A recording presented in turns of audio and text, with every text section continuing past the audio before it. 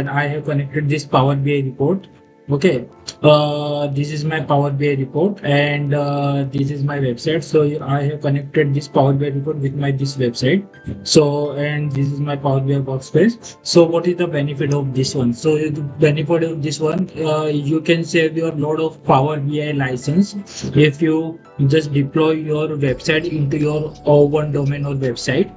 That is one. Also, you can also apply the row level security that the person.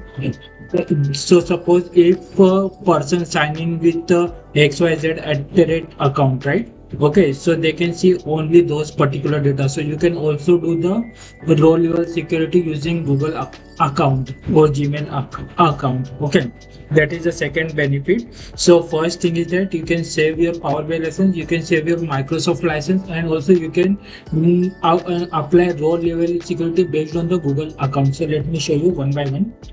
Okay, this is my Google account.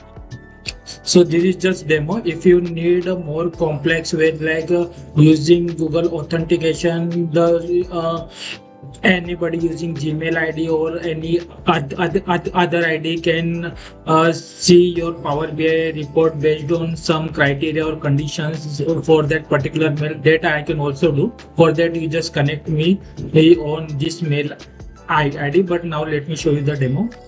Okay, so first of all, okay, first start with this thing. Power BI report. How my Power BI report is connected with this one? If you want to buy this content and project, okay, how I did, I have PDF file step by step where I mentioned all the steps how you can connect your Power BI report with your of OneDevon, and how you can apply the Google authentication to apply the row level security. So this will save your Google, this is your Microsoft account plus Power BI license. So this content I just given in my below YouTube description. You can purchase from that. So now let me show you. So first thing, this is my account, right? Okay. So now what if suppose this is my SharePoint point. If I add one more row, okay, let's say I am applying one more row, E. Okay, now this is saved.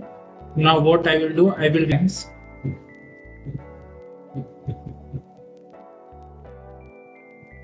Date 13. Now it's got refreshed, I think. Now you can see it is showing E. Now when I go to this Power BI refresh, and when I refresh the data, it is also showing E. Okay, so this way you can connect your report. That is one thing. And second way, like this one. Now I want to apply the row level security. Now how I can apply? Okay. So let me refresh this report first. So currently I have used just one account. So I want to feed this one for A and B. So how will I do this?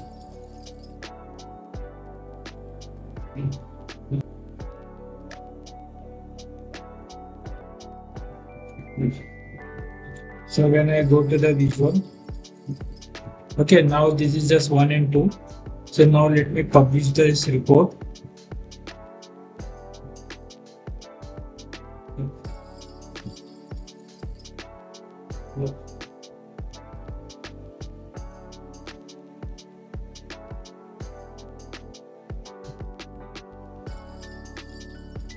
Okay, now I am going to my workspace.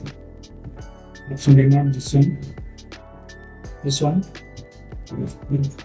Let me refresh.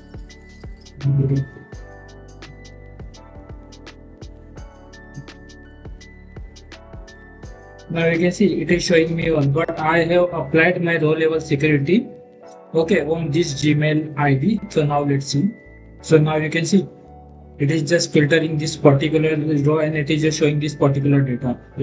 Okay, so there are a way where you can apply your public account, Gmail account, or personal account with the Microsoft account.